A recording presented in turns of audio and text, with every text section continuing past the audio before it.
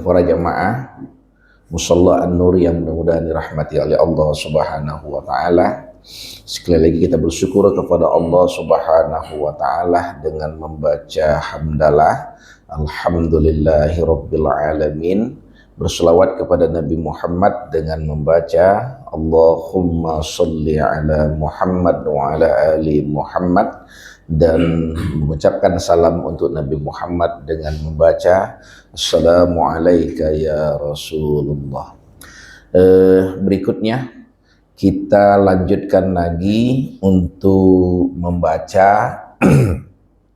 kitab Syama'ilul Muhammadiyah yang ditulis oleh Imam At-Tirmizi tentang pribadi Rasulullah Shallallahu Alaihi Wasallam. Pada pertemuan yang lalu kita sudah melihat beberapa hadis yang dikumpulkan oleh Imam At-Tirmizi bahwa Rasulullah itu senang memakai harum-haruman atau wewangian, parfum, yang merupakan salah satu kesenangan Rasulullah Shallallahu Alaihi Wasallam. Dia selalu memakainya dan badannya selalu harum. Kemudian Rasulullah, salah satu hadiah yang tidak pernah ditolak, bahkan Rasulullah melarang untuk menolak pemberian hadiah, itu adalah apabila hadiahnya itu dalam bentuk parfum. Berarti Rasulullah itu sangat memperhatikan penampilan fisiknya. Dan sekarang kita masuk kepada penampilan cara berbicaranya. Bab yang ke-33 Babu kaifa kana kalamu Rasulillah sallallahu alaihi wasallam. Bab bagaimana cara keadaan kalam berbicaranya Rasulullah sallallahu alaihi wasallam. Secara umum Nabi Muhammad itu adalah aplikasi dari Al-Quran. Jadi cara berbicara Nabi Muhammad itu merupakan contoh terbaik dari tuntunan dalam Al-Quran. Dalam Al-Quran itu ada beberapa istilah berbicara. Ada namanya qaulul haqq, kalimat yang benar, yang sesuai dengan keadaan, yang tepat. Ada lagi qaulul syadidah, kalimat yang sudah benar, tepat, disampaikan secara tegas, tidak bertele-tele.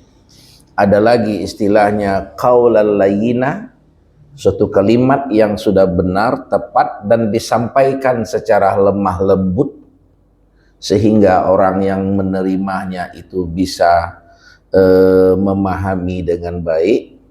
Dan ada lagi istilah dalam Al-Quran itu qaulam ma'rufa, suatu kalimat yang disesuaikan dengan kondisi di mana tempat berbicara dan dengan siapa berbicara. Orang Arab punya istilah fi kulli makani maqal wa kulli maqali makan. Setiap ucapan itu ada tempat mengucapkannya, dan di setiap tempat itu ada ucapan yang pantas untuk diucapkan. Nah, Nabi Muhammad Shallallahu Alaihi Wasallam sudah bisa melaksanakan tuntunan Al-Quran ini secara sempurna. Maka nanti akan kita lihat bagaimana cara Rasulullah mempraktekkan cara berbicara yang baik ini. Rasul betul-betul berbicaranya sangat jelas, pendek, seperlunya, tidak bertele-tele, terkadang diulang-ulangnya, dan Rasul terkesan lebih banyak berpikir ketimbang berbicara. Nanti kita akan lihat beberapa hadis yang dituliskan oleh Imam At-Tirmizi di dalam bab ini. Kita mulai. Yang pertama hadis dari Ummul Mukminin Ibunda Aisyah radhiyallahu anha. Dia bercerita, maka Rasulullah sallallahu alaihi wasallam yasrudu kasardikum haza walakinnahu kana yatakallamu bikalamin bayyin faslin yahfazahu man jalasa ilaihi. Maka Rasulullah sallallahu alaihi wasallam yasrudu kasardikum haza.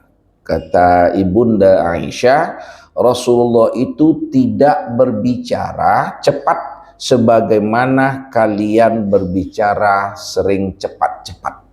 Yang pertama, Rasul itu berbicaranya pelan, lembut, tidak tergesa-gesa, dan tidak cepat-cepat seperti kebanyakan.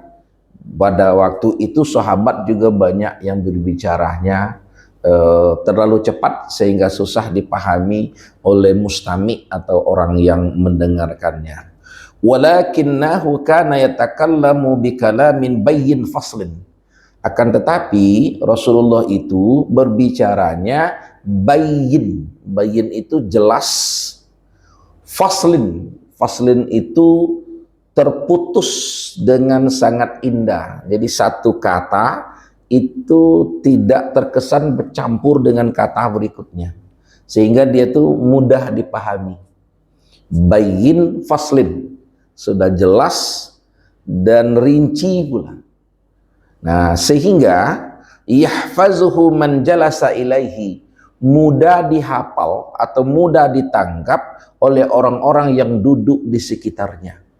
Karena dia jelas, kemudian tidak cepat, sehingga kalimat dia itu mudah dipahami oleh orang yang ada di sekitarnya.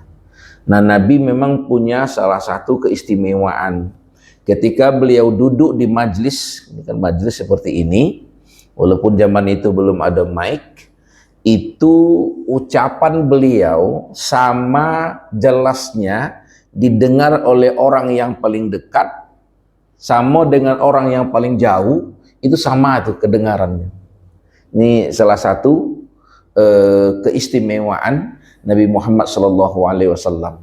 Kita ini kalau yang ngomong, kalau kita berbicara, yang dekat jelas. Kalau yang jauh kadang-kadang tidak jelas lagi. Itu makanya perlu mic. Nabi memang tidak perlu yang mic itu. Kalaupun ada mic waktu itu sama aja itu. Karena yang pendengar paling dekat dengan pendengar paling jauh di majelisnya itu sama kualitas pendengarannya terhadap ucapan Nabi Muhammad SAW. Nah, yang ini tidak bisa kita contoh. Ini satu karunia yang khusus spesial dari Allah kepada Nabi Muhammad SAW. Nah, ini juga suatu keistimewaan. Ucapan Nabi itu mudah dihafal. Seingat dulu waktu di pesantren, Buya itu pernah ngomong, kalau kalimat yang baik, itu di waktu mengajari kami tentang khutbah Jumat, dia mengkritik orang khutbah dengan banyak membaca. Kebiasaan mengkhutbah hanya membaca. Apalagi katanya ambil buku, baca. Waktu itulah yang dibacanya. Nah, kalimat itu kata dia baru mengena apabila keluar dari hati, lewat dari mulut, didengar oleh telinga orang, nanti berhentinya juga di hati orang. Nah, itu yang bagus katanya. Jangan hanya kalimat itu kayak orang khutbah itu lah hanya keluar dari mulut langsung ke telinga orang, itu tidak akan sampai ke hati. Kenapa? Ya kadang kan dia baca buku, dia belum pahami, diucapkannya saja. Jadi seolah-olah ya kayak mesinnya coba bicara katanya. Jadi wajar banyak orang tidur kalau khutbah Jumat itu dibuat. Nah, jadi itu dalam rangka memotivasi kami untuk khutbah Jumat itu jangan terlalu tergantung dengan teks. Jadi sampaikanlah apa yang dalam hati. Sebab kalau berbicara tanpa teks itu biasanya kan sudah betul-betul paham itu katanya. Nah, Rasulullah sangat mudah dihafal. Ini juga kelemahan dan keikhlasan. Keikhlasan beliau dalam menyampaikan suatu kalimat, memberikan tuntunan kepada sahabatnya, sehingga itu membuat kalimatnya juga sangat mudah untuk dipahami oleh sahabat-sahabatnya. Itu hadis yang pertama. Kalimat Rasulullah itu tidak terlalu cepat, kemudian bayyin, dia jelas, dan faslin. Faslin itu antara satu kata dengan kata itu ada perbedaannya terjelas. Tidak apa ya bahasa kita tuh kalau orang ngomong itu kayak gumel-gumel yang antara satu kata dan kata lainnya kadang-kadang kayak bercampur langsung kayak gitu. Nah, hadis yang berikutnya berasal dari sahabat Anas bin Malik. Dia bercerita, kana Rasulullah sallallahu alaihi wasallam yu'idul kalimata salasan litu'qala anhu. Nah, ini Anas bin Malik, Rasulullah sallallahu alaihi wasallam dalam berbicara kadang diulangnya sampai 3 kali. Litu'qala anhu, agar dapat dipahami dengan baik. Jadi diulangnya sampai 3 kali pada poin-poin tertentu. Yu'iduhu kalama salasa, diulang sebanyak 3 kali agar itu mudah dipahami oleh lawan bicaranya atau mustami'nya. Nah, ini bagi kami guru jadi patokan ini nih untuk poin-poin tertentu kalau berbicara, ya kesimpulan-kesimpulan tertentu, maka itu perlu diulang sampai 3 kali. Ini kebiasaan Rasulullah. Camkan ya, tadi yang ku bilang dengan kamu, ulang lagi sekali, nanti ulang lagi sekali. Biasanya itu akan lebih menghunjam ke dalam hati dan bisa menjadi pegangan bagi yang mendengarnya. Jadi sudah Rasul itu berbicaranya jelas, tidak cepat, kemudian dia mengulang sampai 3 kali. Dan memang Rasulullah nanti kelihatan dia tidak terlalu banyak bicara, tapi untuk hal-hal tertentu dia akan mengulangnya agar bisa dipahami. Tidak semua pembicaraannya diulang 3 kali itu, tapi untuk poin-poin yang sangat urgen, yang menjadi penekanan dalam isi pembicaraannya.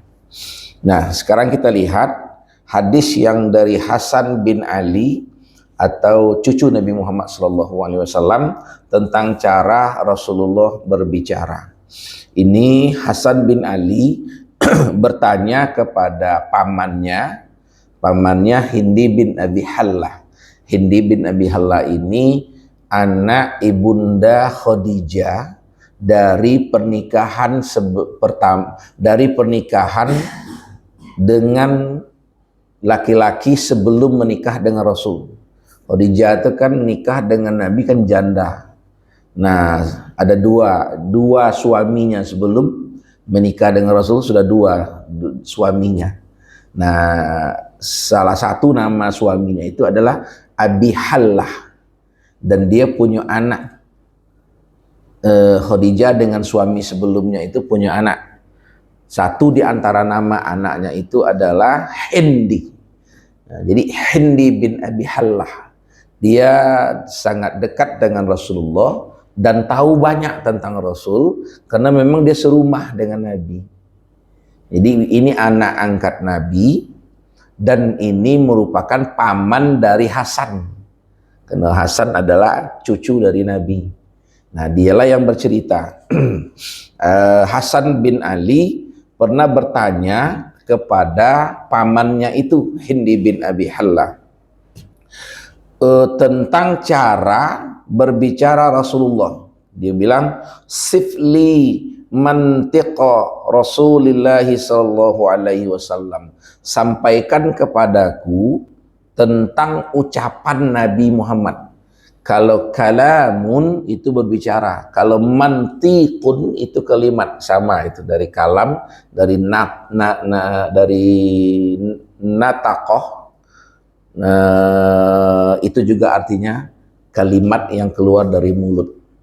Cara berbicara agar mengena dan cara berbicara untuk berdebat itu namanya ilmu mantik, dari kata natik, dari natik nataqah itu artinya adalah berbicara, dan ilmu cara berbicara dengan logika yang jelas. Dalam Islam disebut dengan ilmu mantik.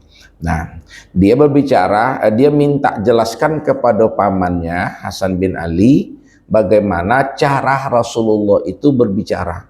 Maka kemudian dia menjawab, qala kana Rasulullah sallallahu alaihi wasallam mutawasilal ahzan daimal fikrah laysat lahu raha tawila sakta la yatakallamu fi ghairi haja yaftatihul kalama wa yahtimuhu bismillahi ta'ala wa yatakallamu bijawami'il kalim kalamuhul faslun la fudulun wa la taqsirun laisa bil hafi walal mahin yu'azzimun ni'ma wa in daqqat la yazummu minha syai'a ghairah annahu lam yakun yazummu zawwaqa wala yamdahu, sampai nanti akhir hadis.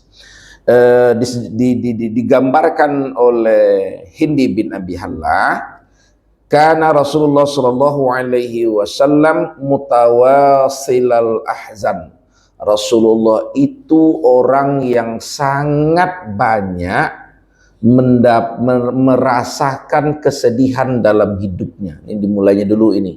Ahzan itu jamak dari sedih. Jadi Rasul itu katanya orang yang banyak mendapatkan kondisi yang membuat dia sangat sedih. Itu dalam Al-Quran banyak informasinya. Sedih ditinggalkan istri, sedih ditinggalkan oleh pamannya, sedih dia dihina, sedih dia dicaci maki, sedih ditolak, sedih harus berpisah dengan keluarganya ketika hijrah, sedih ketika anaknya berpisah dengan menantunya. Itu bertubi-tubi permasalahan dalam hidupnya itu. Dan itu merupakan menjadikan beliau itu nanti tergolong sebagai ulul azmi. Nabi yang mendapat cobaan paling besar dalam hidupnya. Jadi cobaannya bukan hanya dari luar, dari aspek secara keluarga Nabi itu juga luar biasa. Aku membayangkan mulai dari dicaci maki, dia pernah dihina di depan anaknya sendiri. Nabi pernah dilempari kotoran onta dan isi perut onta ditaruh di kepalanya waktu dia sujud di samping Ka'bah, dan itu disaksikan oleh anaknya langsung. Jadi teror mental Nabi itu bukan hanya kepada dia, tapi di terhadap keluarganya juga kena kayak gitu. Ketika dia masuk, ketika menyampaikan agama Islam, menantunya anak Abu Jahal itu langsung menceraikan anak Nabi. Lah ditolak, disiksa di depan, dihina, dipermalukan di depan anaknya. Anak perempuannya diceraikan pula oleh suaminya, anak Abu Jahal salah satunya itu. Dan itu cara menceraikan dulu pernah aku sampaikan di sini, itu luar biasa penghinaannya itu. Dia umumkan di depan orang banyak di Mekah itu, lihatlah katanya, Muhammad itu akan kupermalukan. Dia bilang sama ibunya, Bu, nanti akan kupermalukan Muhammad itu. Kemudian dia datang di hadapan orang banyak dan dia umumkan, saksikanlah wahai seluruh penduduk Mekah, hari ini kuceraikan anak Muhammad. Sampai dia ngomong begitu. Dan kemudian dia diudahi Nabi Muhammad. Itu kan kalau kurang-kurang mental, mungkin kalau kita lah ngamuk-ngamuknya gitu.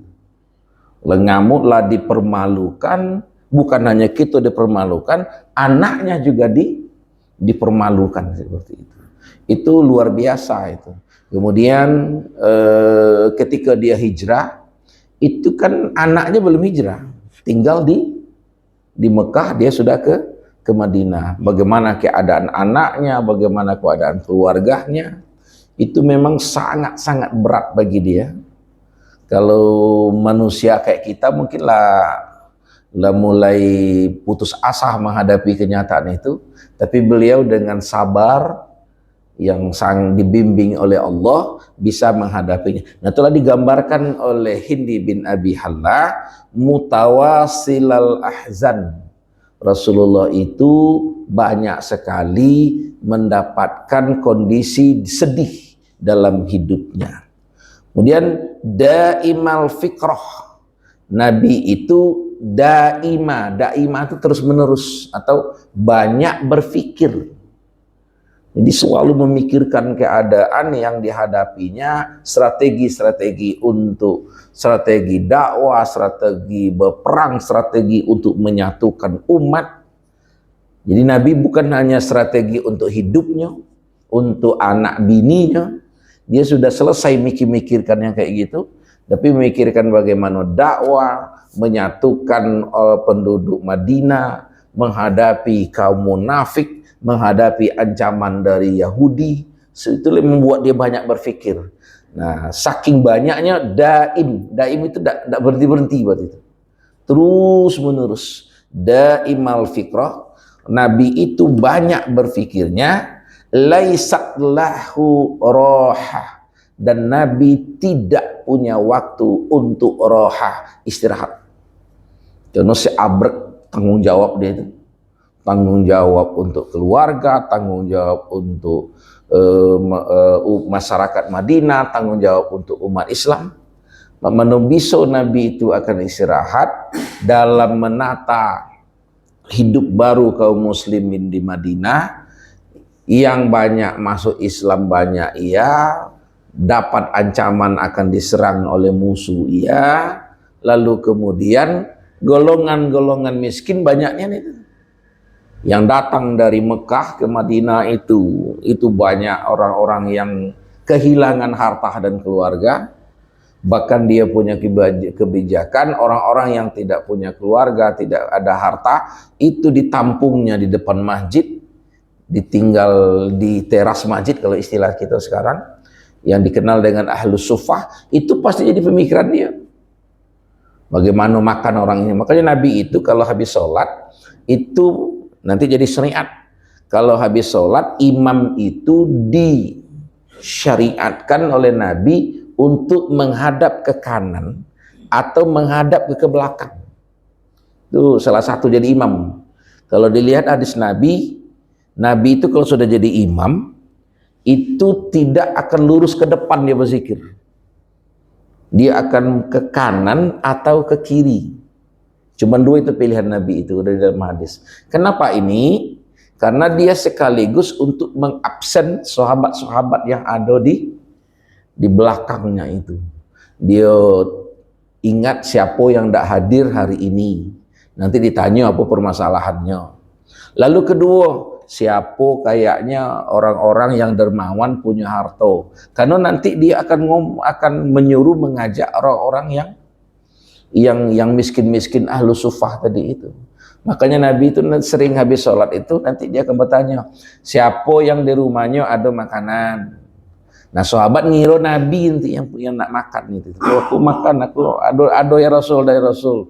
Nanti Nabi ngomong, sebagian dari yang kamu pergi ke rumah si anu makan, sebagian ke rumah si anu, sebagian ke rumah si anu. Jadi memang Nabi itu tidak punya waktu untuk istirahat, memikirkan umat, memikirkan masyarakatnya. Jadi kalau kita sekarang ngomong masih ada nak istirahat dulu, yo kita barangkali bisa ngomong kayak gitu. Nabi tak pernah, tak bisa. Digambarkan ini Laisyah, Rasulullah itu tidak punya waktu untuk istirahat. Walaupun Nabi itu ya kalau istirahatnya dia bermunajat kepada Allah. Karena Nabi itu dalam beberapa riwayat membagi waktunya 3. Satu untuk waktu dia dengan Tuhannya Allah, itu biasanya sepertiga malam terakhir sampai masuk waktu subuh. Kemudian waktu untuk melayani umatnya, itu biasanya mulai dari subuh sampai ke Isya. Di antara itulah waktu juga untuk keluarganya. Jadi porsi waktu untuk keluarganya sedikit. Di antara dia mengurus umat, itu dia menyediakan waktu untuk keluarga. Makanya ada yang memikirkan kondisi Nabi dengan kondisi sekarang, itu dia bertanya, jadi Nabi itu apa dia pekerjaan untuk mencari hidupnya? Karena mengkaitkan dengan gaya hidup kita lebih sibuk untuk mencari makan. Nabi itu memang tidak mungkin lagi dia untuk seabrek pekerjaannya itu untuk mencari rezeki untuk dirinya sendiri. Kalau dia masih waktu jadi Nabi masih berdagang, pasti banyak waktunya di pasar nanti. Sementara urusan ini tidak sedikit. Nah, sampai-sampai digambarkan oleh sahabat, laisat lahu roha. Nabi itu tidak punya waktu untuk istirahat, dan memang dia pekerja keras. Berleha-leha itu bukan gaya Nabi. Nabi itu nanti di awal dulu kan pernah disampaikan, tangannya itu kapalan keras, tanda beliau pekerja keras. Kakinya juga itu keras, waktu lembut halus tapi itu keras, tanda beliau pekerja keras. Cara berjalannya cepat, seolah-olah turun dari tempat yang tinggi. Ada sahabat, kami kesulitan mengimbangi cara Rasulullah berjalan, karena jalannya cepat, tidak bertele-tele. Nah, kan itu kenapa dia harus seperti itu? Karena urusannya banyak. Tapi hebatnya, semua urusan sahabat itu terselesaikannya. Dan Nabi tidak protokoler orangnya. Nanti dalam buku ini juga nanti kejelasan. Nabi itu pernah didatangi oleh seorang berjalan, nanti datang perempuan, dan dia langsung ngomong, ya Rasul, aku punya hajat untuk disampaikan kepadamu. Nabi dengan sederhana aja menjawab aja, ya sudah silakan, kamu pilih saja di mana tempatnya nak ngomong sama aku, dan aku nanti akan dengarkan kamu. Jadi walaupun kalau sekarang kan di kantor tidak mau kadang-kadang tanda tangan di luar, nak didatangian, uang tidak pakai sendal masuk kantor diusir, kadang-kadang lesapak, karena sangat protokoler. Nabi sama sekali orangnya tidak protokoler seperti itu. Jadi urusan yang seabrek dengan banyak, jadi dia tidak punya waktu istirahat. Kemudian digambarkan lagi, tawilus sakti. Nabi itu tawil, panjang atau lama. Sakti itu diam, artinya Nabi itu sebenarnya aslinya banyak diam, banyak berpikir, dan dia banyak diam dalam berbicara. Bekerjanya banyak, jadi dia banyak berpikir, banyak bekerja, dan sebenarnya tidak banyak ngomong. Nanti dijelaskan itu, la yatakallamu fi ghairi hajah. Nabi tidak akan berbicara kecuali ada urusan khusus saja. Tidak mau mengurus yang bukan urusan dia. Tidak juga mau berkomentar di luar dari yang sewajarnya tentang satu permasalahan. La yatakallamu fi ghairi hajah. Dia tidak berbicara di luar dari konteks yang penting-penting saja. Kemudian, nih cara Nabi ngomong ini, yaftatihul kalama wa yahtimuhu bismillah. Nabi itu mengawali pembicaranya dan mengakhirinya dengan mengucapkan bismillah. Jadi sebelum ngomong basmalah dibacanya, nanti selesai juga dia menyebut nama Allah juga lagi dengan menyebut alhamdulillah. Kalau pertama bismillahirrahmanirrahim, dan yang kedua adalah dengan menyebut alhamdulillahirabbil alamin.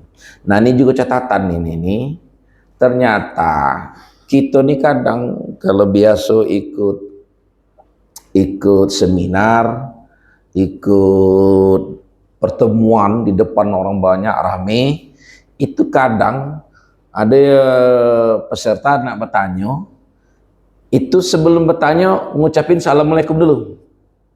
Assalamualaikum warahmatullahi wabarakatuh. Ini nanti waalaikumsalam warahmatullahi wabarakatuh. Ternyata Nabi itu mengajar kalau bicara itu tidak usah assalamualaikum. Kalau dia di majelis orang banyak itu cukup sebut bismillah saja. Karena itu kadang-kadang memperpanjang waktu itu. Kalau nak bertanya, Assalamualaikum, bukan salamnya yang salah, tapi konteks menggunakan salam itu yang perlu dihindari. Ini selalu banyak, Assalamualaikum warahmatullahi wabarakatuh. Jadi panjang nih dia. Kalau Nabi itu kan tawil, bayyin faslin, langsung mengenah kepada poinnya. Nanti kelihatan sahabat itu langsung aja bertanya tanpa mengucapkan Assalamualaikum, Assalamualaikum ini. Jadi kalau bertanya di majelis kayak gini, tidak usah diawali lalu dengan Assalamualaikum dulu. Langsung aja bertanya. Tapi kita mengucapkan Bismillah itu memang dianjurkan oleh Rasulullah Sallallahu Alaihi Wasallam. Yaftatihul kalama wa yahtimuhu Bismillah. Dia mengawali pembicaraannya dan mengakhirinya dengan menyebut nama Allah. Menyebut nama Allah itu Bismillah, itu di awal. Alhamdulillah, segala puji bagi Allah, di akhir kalimat itu juga menyebut nama Allah. Nah, ini bisa kita amalkan yang ini. Kemudian wa yatakallamu bijawami'il kalim. Nabi itu berbicara dengan jawami'ul kalim. Nah, ini salah satu juga keistimewaan Nabi Muhammad. Jawami'ul kalim mengumpulkan makna yang sangat banyak dengan kalimat yang pendek. Itu Nabi yang bisa. Kita bisa mencoba tapi tidak akan bisa seperti Nabi. Jadi banyak sebenarnya makna yang disampaikannya, tapi diucapkannya hanya dengan kalimat yang pendek. Dan ini sering terjadi. Ada sahabat yang datang, kemudian dia minta, ya Rasul, aku ini bersaksi tidak ada Tuhan selain Allah dan kamu adalah utusan Allah. Berarti akulah masuk Islam. Cuman aku ini punya kebiasaan yang tidak bisa ku tinggalkan. Apa? Berzina. Coba kalau seandainya wong datang ke rumah Sainul ngomong aku nak taubat, cuman izinkan aku berzina baik. Kalau digetuknya kepalanya langsung oleh guru, apa dia kena kau ini? Ngomong nak taubat, cuman yang siko itu masih nak lanjut. Itu sahabat juga kesal dengarnya itu. Ya kan ngomong depan sahabat, ya Rasul, aku masuk Islam, tapi aku tidak ingin meninggalkan perbuatan zina. Sahabat juga kesal dengarnya itu. Tapi dia Nabi dengan sangat santai, kemudian penuh makna berkata, ya silakan. Itu terkejut itu. Kok seolah-olah dibolehkan. Tapi di ujungnya Nabi ngomong, silahkan asalkan kamu jujur. Senangnya dengarnya itu. Silakan berzina asalkan kamu jujur. Tapi itulah kata kunci. Cuma kata jujur itulah. Nanti dia senang. Pertama dia senang. Tapi pas ketika dia keluar, kan dia berpikir. Kata Nabi boleh berzina. Tapi kalau aku berzina kaget, aku harus jujur. Jadi kapan ditanya oleh orang-orang yang tadi mendengar, pasti bertanya gitu. Nah, kau masih berzina. Aku tidak boleh bohong jawab. Aku ngomong, iya. Lebih parah lagi kalau nanti Nabi yang bertanya. Aku pasti jawab, iya. Nah, itulah membuat dia membayangkan nanti orang akan bertanya-bertanya. Itulah justru yang membuat dia tidak melakukan zina lagi.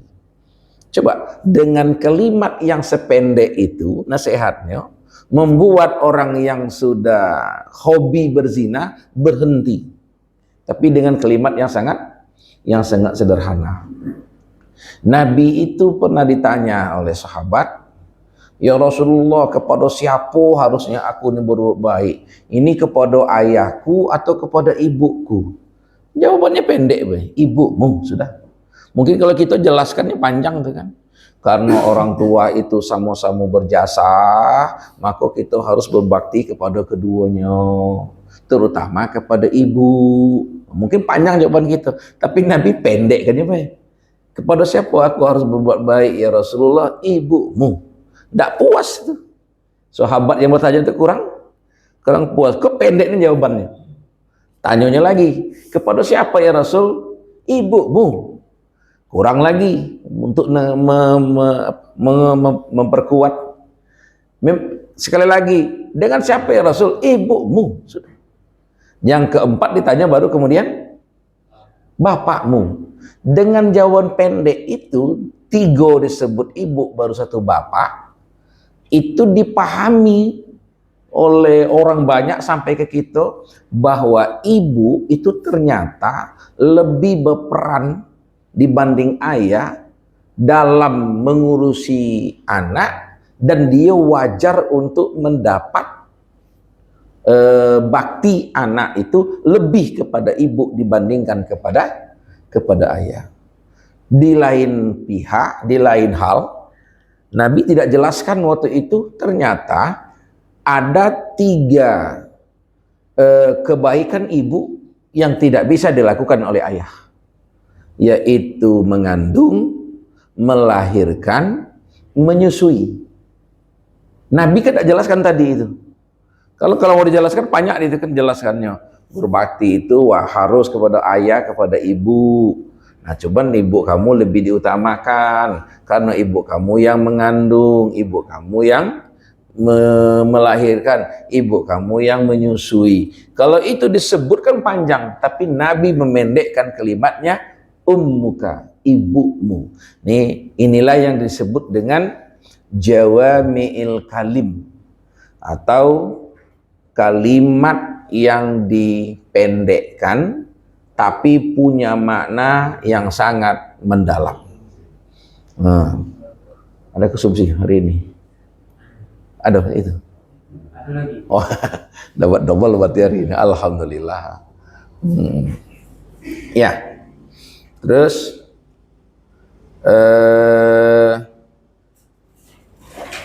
nah kita ini kadang-kadang terbalik ini nih. Ngomongnya banyak, intinya sedikit atau hilang. Ndak ketik intinya. Pokoknya ngomong dari A sampai Z, ngaur ke sini. Intinya ketinggalan di mana? Banyak stiker. Iya bang. Tapi itu pendek juga kalimat kuyung itu. Makanya iya bang. Nah, itu salah satu kelemahan, salah satu keutamaan Nabi Muhammad Sallallahu Alaihi Wasallam. Dan ini tidak dimiliki oleh semua orang. Kalimatnya pendek dan penuh dengan makna. Dan satu lagi Pak Erdi, Nabi Muhammad itu karena memang dia tidak pernah berbohong, hatinya bersih, dekat kepada Allah, hampir semua ucapannya jadi kenyataan. Kalau dia marah dengan orang, nanti kalau disebut dengannya sesuatu kejelekan bagian orang itu, nanti terjadi ini yang dibikinnya itu. Ini biasanya juga dimiliki kemampuan ini oleh orang-orang para ulama yang dekat kepada Allah. Saya dulu waktu tamat kuliah, terus ke Pekanbaru, mampir sering main ke rumah adik sepupu di musola. Dia situ ada Pak Ali namanya, sudah umur 80-an, rajin dia sholat. Jadi dia cerita Pak Ali itu, aku katanya punya kakak ipar dulu. Kakak ipar itu ya ahli ibadah dan tidak banyak ngomong, orangnya baik, gawinya tukang katanya. Pernah satu hari kata dia itu didatangi oleh orang terus marah-marah, semacam difitnah. Kamu ini begini ini. Tidak lawannya omongan orang itu, diam aja dia kata dia. Sampai orang itu banyak-banyak ngomong, dia ngomong satu kata aja katanya. Berhentilah ngomong, nanti kamu tidak bisa ngomong lagi kalau terlalu banyak ngomong. Dan habis itu terdiam bapak itu katanya. Dan tidak bisa ngomong habis itu. Terdiam aja. Tidak bisa ngomong. Baru bisa ngomong setelah minta doakan kepada orang ini. Nah, ini hati-hati dengan orang-orang yang diam-diam seperti itu. Nah, karena itu diberikan kemampuan apa sepah lidah kata. Nah, kita tidak tahu.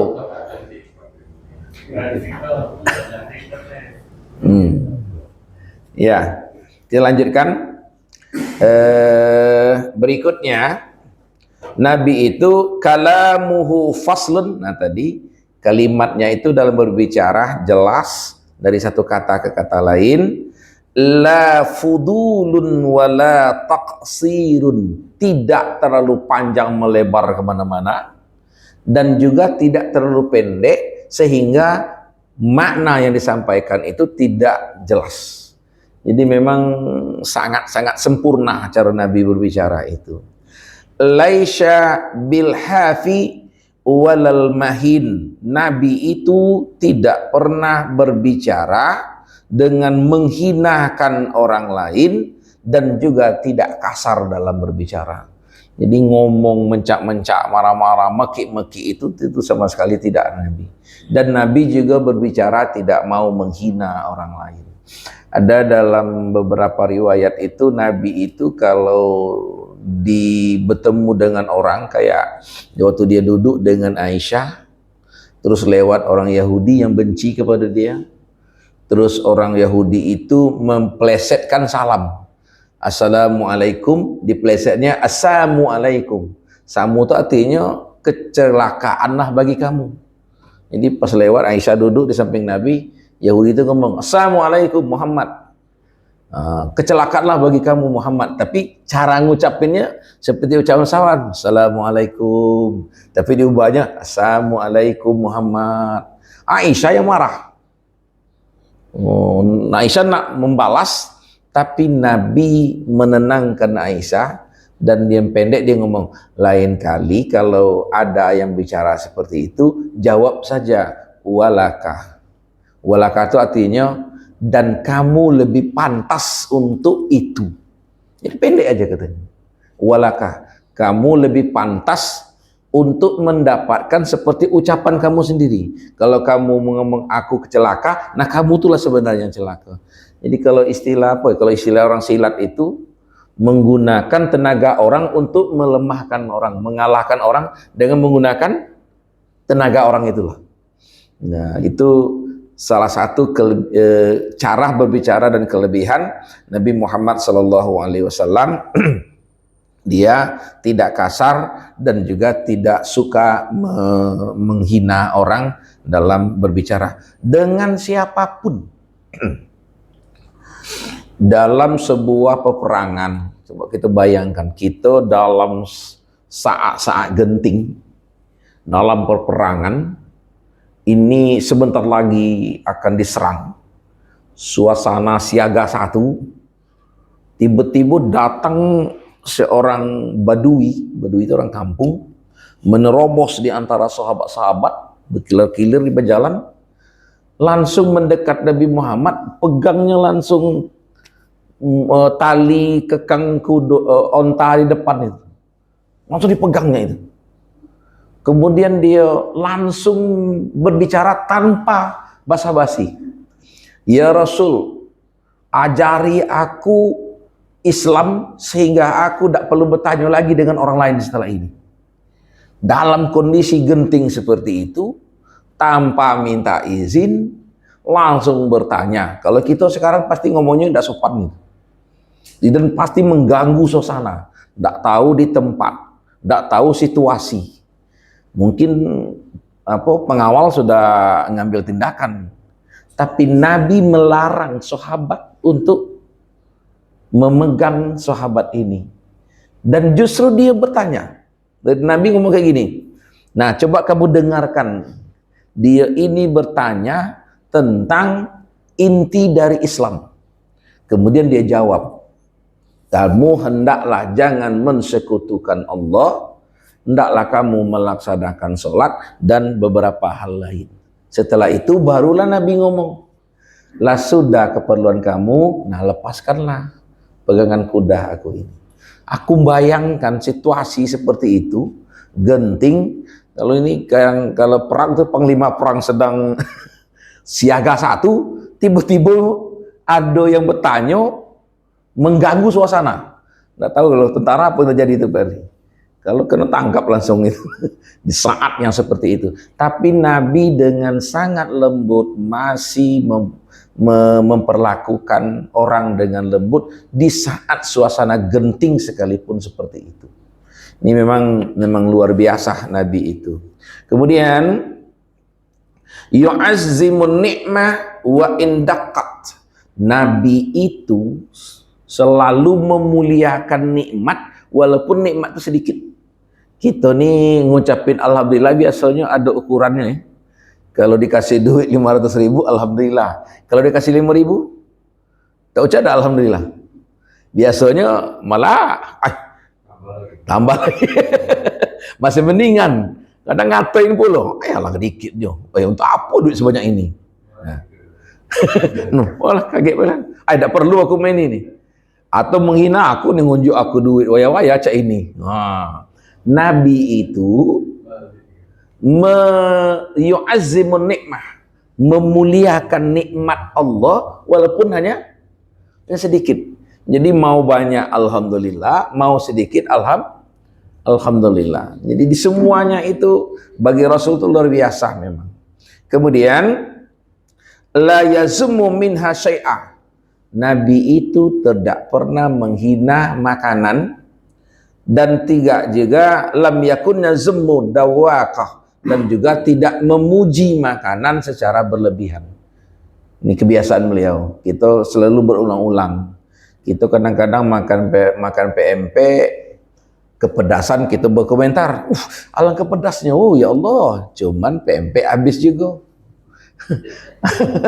Cuko kadang-kadang, alangkah asinnya ini. Cuman cuko juga dihirup. Nah Nabi itu tidak pernah seperti itu. Nabi itu kan sederhana, senang dimakan, tidak senang dibiarkannya baik kayak gitu. Dan dia tidak pernah menghina makanan. Menghina itu menyebutkan kejelekan makanannya itu. Oke, bayo kita makan itu soto babat. Oi mam, tak pacak aku makan soto babat itu tuh. Kaget asam urat aku kambuh. Nah, kan. Seolah-olah yang tertuduh adalah asam, apa yang tertuduh adalah makanan. Padahal kita yang tidak bisa menyesuaikan diri. Nah, di malam ini, hari ini nih nikmat yang pantas disebut ini nih. Karena bukan lagi sedikit ini. Waalaikumsalam kan? Assalamualaikum jawab waalaikumsalam. Tapi ada yang jawab dari Muhammadiyah. Assalamualaikum. Waalaikumsalam itu. Ya? Yang pernah ngomong ke waktu itu dari Nabi Muhammad. Yang mana?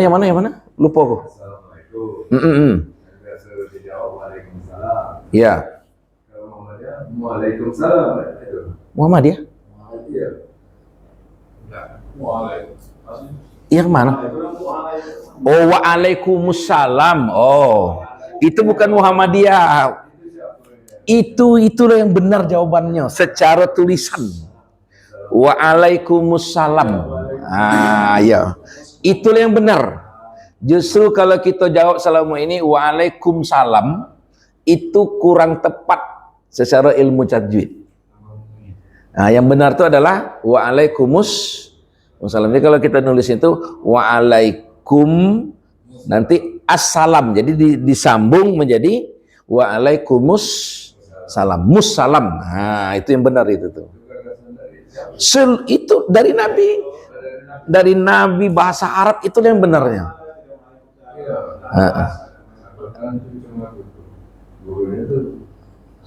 Oh. Ya. Itu bukan masalah Muhammadiyah NU-nya itu Pak Barul. Memang itulah cara yang benar. Oh, karena sekolah di Muhammadiyah seolah-olah. Oh, benar. Oh, iya. Waalaikumsalam. Benar, itu yang benar. Waalaikumsalam. Karena kita itu terbiasa. Jadi yang diajarkan oleh orang tua kita selama ini belum sempurna. Belum dikaji-kaji nian. Yang benar itu memang itu yang benar. Waalaikumsalam warahmatullahi wabarakatuh. Jadi itu bukan Muhammadiyah, ada Muhammadiyah atau Pak Barul. Memang itulah harusnya kayak gitu.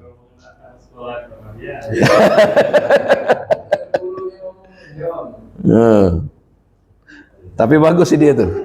Sudah.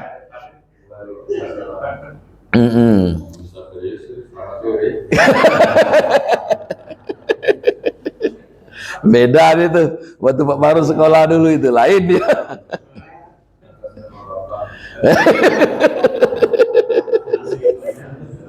Masih ingat dia. Baik, kita lanjutkan. Wala taghdabu dunya. Nah ini tidak bisa kita nih gitu. Nabi itu tidak pernah marah kalau itu hanya urusannya dunia. Kalau urusan dunia, perkara dunia itu simpel-simpel kan ya, Mbak. Nah, ada yang hilang, ada barang diambil uang, itu tidak akan pernah dia marah. Kalau urusannya dunia, Nabi itu sudahlah, takkan pernah marah hanya karena urusan dunia. Uang minjam duit tidak dibalikkan, tidak akan marah dia itu. Barang depan rumah dia diambil uang, tidak akan marah. Ini urusan dunia, pendek, kecil-kecil bela urusan yang seperti ini nih. Nah, termasuk barangkali kalau mobil aku tegur tidak marah aku tuh harusnya. Ya itu kan urusan dunia itu dia. Cuma ganti. Iya, urusan dunia Nabi tidak akan pernah marah. Nah, wala makana laha, dan dia juga tidak mengambil porsi yang banyak untuk urusan dunia. Nah, tapi fa iza tuaddi al haqqu lam yakum li ghadabihi syai'a hatta yantasirahu. Nah, akan tetapi Nabi itu baru marah apabila kebenaran yang diinjak-injak. Nah, kalau urusan kebenaran agama yang diinjak-injak, nah baru marahnya. Kalau dalam hadis lain, Nabi tidak pernah marah untuk urusan dunia, tapi Nabi baru marah kalau berurusannya itu dengan agama. Kalau dia sendiri dihina, pribadi dia tidak pernah marah. Tadi dibilang sebagai dia itu, Nabi itu kan waktu berjalan diejek oleh orang Mekah itu sama dari anak-anak kecil itu sebagai orang gilo. Itu kan untuk dia yang dihina. Santai bet itu. Apalagi nanti berjalan tukang sihir. Karena dirinya yang dihina, dia santai saja. Tapi ketika Islam yang dihina, nah baru dia marah. Berperang bayo. Demi untuk pribadi dia tidak terlalu mempedulikannya, tapi kalau sudah berhubungan dengan kebenaran, nah dia baru marah. Nah kita ini agak terbalik. Untuk urusan pribadi kita sering marah besar dengan tetangga, banyak beribut gara-gara urusan pribadi. Urusan agama yang dihina malah banyak diem. Nah ini bedanya kita dengan Nabi ini. Ini banyak sekali hadis yang menyebutkan hal-hal yang seperti ini. Kemudian Nabi itu kalau untuk urusan dia sederhana pribadi, wa iza ghadibat a'rada wa asyah. Nabi itu sebenarnya marah dia itu. Kalau pribadi dia yang disinggung dia marah, tapi dia itu biarkannya baik kayak gitu. Dia berpaling. Apabila dia dipancing marah untuk urusan dia pribadi, maka Nabi akan berpaling dari orang itu. Sudah cueknya baik itu. Kalau itu untuk urusan pribadinya, aku tidak bisa membayangkan untuk kita berjalan. Itu seluruh orang Mekah tuh gilo. Sekampung mau ngomong kita gilo. Kalau balik bawa kapak itu nak ngejar uang, kalau gitu mana ada tentara tembak kalau uang itu. Besok ngomong lagi itu, no ini dia no, pembohong, kazab. Kan seluruh kalimat-kalimat jelek tentang seseorang itu dinisbahkan kepada Nabi di Mekah. Uang gilo, tukang sihir, Tukang sihir itu penghinaan besar itu. Kalau kita mungkin dukun apa ya, dukun jahat kayak gitu, dukun santet, dibilang apapun, tapi Nabi tidak pernah marah. Kenapa? Itu dia pribadi. Tapi ketika agama yang dihina, dia pernah menyuruh sahabat untuk menangkap dan memukul orang Yahudi di pasar. Salahnya apa? Orang Yahudi itu ada orang Yahudi bertemu dengan wanita Islam Melanjo, itu ditariknya jilbabnya ke atas. Nah, sampai kepada Nabi. Itu kan penghinaan agama tuh. Nabi marah, tangkap dia, siksa.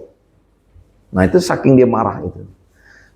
Nabi pernah memerintahkan untuk membunuh sekaligus membakar kampung Bani Nadir.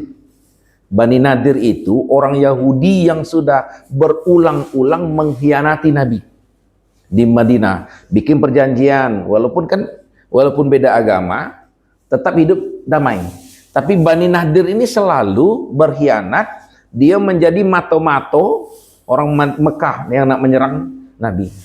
Lah perjanjian, terus kemudian sudah dikhianati, dimaafkan, nanti berkhianat lagi. Nah, di puncaknya Nabi ngomong, ya sudah kalau begitu bunuh mereka dan bakar kampung mereka. Dan itu ada sekitar 700 yang dibunuh oleh orang-orang Bani Nadir itu oleh Nabi Muhammad. Jadi sekali lagi Nabi itu kalau untuk urusan pribadi dia tidak akan marah. Bagi dia kan dunia kan kecil-kecil ya, sederhana apa ya, urusan dunia. Sudah-sudahlah waya-waya memang ini. Tapi kalau urusan agamanya yang terganggu, nah dia baru ngamuk mah itu. Kita barangkali Pak baru kalau mobilnya diambil uang, Nabi itu tidak akan marah gitu. Tapi kalau sejadahnya diambil baru ngamuk gitu. Kalau kita laju lambe lah. Itulah intinya kita pagi ini, ikutinlah pribadi Nabi sebisanya. Ya, ittaqullaha mastata'tum, ikutilah, bertakwalah kepada Allah semampu kamu. Sekira itu karena hidangan dua sumber hari ini, Alhamdulillah ini dapat lagi dari hamba Allah dan juga dari hamba Allah. Hamba Allah antara Pak Muslim dengan Pak Barul.